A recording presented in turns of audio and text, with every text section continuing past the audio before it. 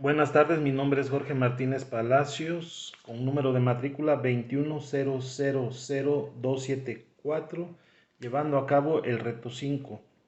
Nombre del módulo Derecho Internacional, de la licenciatura en Derecho. Nombre de mi asesor, doctor José Antonio Apipilhuasco. La película que vi y de la cual tocaré el tema de qué reglas se rompieron es El francotirador. La película nos cuenta una historia basada en hechos reales de un francotirador del ejército norteamericano en la guerra de Irak, Christopher King, un cowboy de rodeo que no tiene realmente un sentido en su vida. Pero esto cambia cuando, tras los atentados del 2001, decide enrolarse en la unidad especial de los Navy SEAL del ejército estadounidense.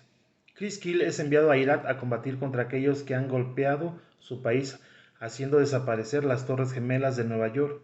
George W. Bush declara la guerra contra el terrorismo internacional y decide atacar militarmente el santuario de esta organización en Afganistán. Atacaron e invadieron Irak. En pocas semanas, la coalición internacional llegó a Bagdad y destruyó el Estado iraquí. Pero mientras esto pasaba, se iniciaban entre los iraquíes una larga guerra de resistencia al invasor. Saddam Hussein no tenía ni armas ni de destrucción masiva ni vinculaciones con el terrorismo internacional, pero desde la invasión de Irak y la destrucción del Estado llegaron a países miles de combatientes para combatir al invasor, incluido Abu Musab al-Zarqai, el lugarteniente de Osama Bin Laden. Chris Kill fue uno de estos soldados que combatieron en esta guerra injusta e innecesaria. La figura del francotirador en la película es mostrada como la del protector del grueso de los soldados, el perro pastor cuidando las ovejas, que combaten calle por calle en escenarios como el de Fallujah o Ciudad Sdar en Bagdad. Para Chris Kill no hay remordimiento de conciencia en todas sus víctimas, más de 160, se lo merecían. Todos sus disparos han salvado vidas entre los soldados norteamericanos, violando así los derechos humanos universales porque no distinguían en matar hombres, mujeres o niños. La guerra de Irak y el derecho internacional humanitario. La guerra de Irak fue anunciada como una guerra que con toda seguridad tendría graves consecuencias humanitarias. Sin embargo, tanto si se examina el número de víctimas como los daños colaterales, no se puede decir que las consecuencias hayan sido catastróficas. En efecto, según datos oficiales de las autoridades del régimen de Saddam Hussein, publicada justo antes de la caída de Bagdad, las víctimas mortales civiles de la guerra eran de 1.252, cifra que el Comité Internacional de la Cruz Roja, por sus siglas CICR, elevaba de 5.000 a 10.000 el día 27 de mayo del 2003. Aunque siempre son demasiadas las víctimas, hay que reconocer, sin embargo, que el caso de Irak, todo parece verse llevado a cabo de una forma más humanitaria que en el caso de la guerra de Kosovo y en la de Afganistán. En la primera todo parecía estar viciado a partir del momento en que se decidió que las operaciones militares fuesen llevadas a cabo solo desde el aire, con el único objetivo de conseguir 0 víctimas. Las reglas básicas aplicables al conflicto. Lo primero que conviene destacar a este respecto es que para estos Estados Unidos e Irak son aplicables los 4 convenios de Ginebra de 1949, pero no el protocolo de 1977, al no haberlo ratificado ninguno de esos dos estados. No obstante, estos estados estarán vinculados por aquellas disposiciones del protocolo que sean consideradas con normas consuetudinarias.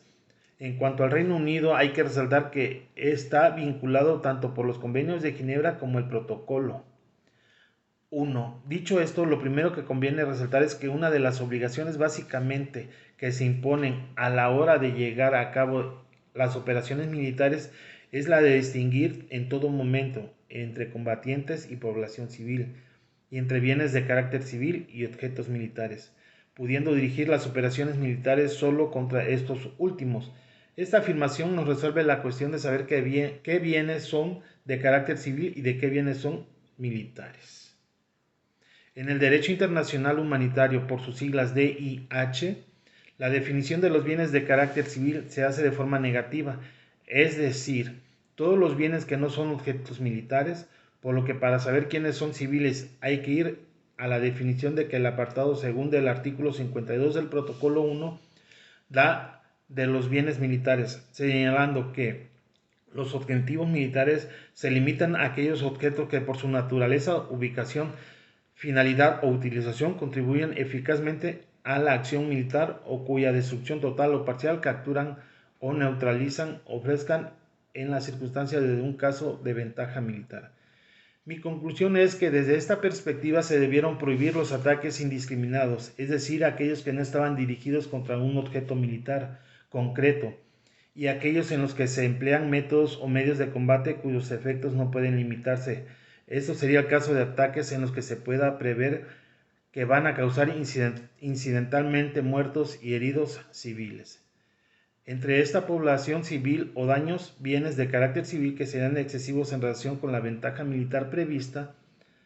Además, no hay que olvidar que los artículos 57 y 58 del Protocolo 1 prevén que una serie de medidas de precaución, tanto en el ataque como contra los efectos de los ataques. Precisamente uno de los mayores reproches que se hacen en los últimos tiempos a las fuerzas que participan en hostilidades, por ejemplo la de Kosovo y ahora en Irak, es precisamente el de los denominados daños colaterales.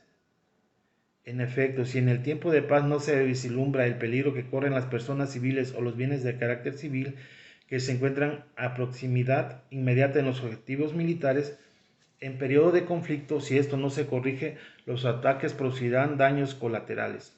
No hay que olvidar que los daños colaterales se producen no cuando se atacan objetivos civiles, que están en teoría prohibidos, sino cuando se atacan objetivos militares cuyos efectos alcanzan también a las personas civiles o bienes de carácter civil. Pues ese es mi tema, compañeros. Profesor, gracias. Muy buenas tardes.